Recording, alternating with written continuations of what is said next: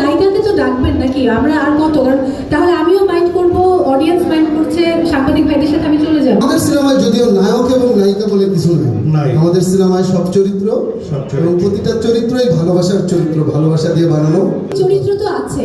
সেই নারীটা কে ভাই? নারী চরিত্র এখন আসবে আপনাদের সামনে, প্লিজ। কোথায়? প্রোডিউসার এবং ডিরেক্টর এই একদম দুইজন মিলে দুইজন দুই পাশে চলে আসুন, ঠিক করে নেন কে পর্দা সামনে। আমি তোর বড় ভাই, তোকে এই দায়িত্বটা দিলাম, তুই ছোট ভাই হিসেবে তুই যা। অভয় দিচ্ছ? হ্যাঁ, অভয় অভয়। নামাই। এসো এসো আমার পূজাচেরির জন্য একটা তালি। আমার মনে হয় যে অনেক সারিয়া সাজিয়ে অনেক ভালো অ্যাক্টিং করতে পারেন দেখা যাচ্ছে।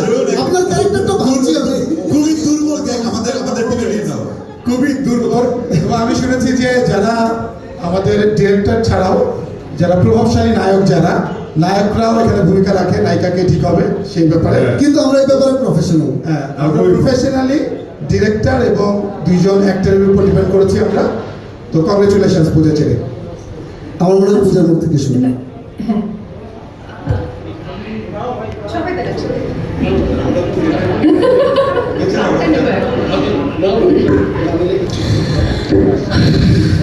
দম নিয়ে নিলাম। মানে আমি যখন পালকির ভিতরে ছিলাম সবাই এত কনফিউজড, আমাকে কি তারা কেউ ভালোবাসে না? না তুমি যাও তুমি যাও তুমি যাও। আসলে কি কেউ ভালোবাসে না আমাকে? এসবে ভালোবাসে? হ্যাঁ,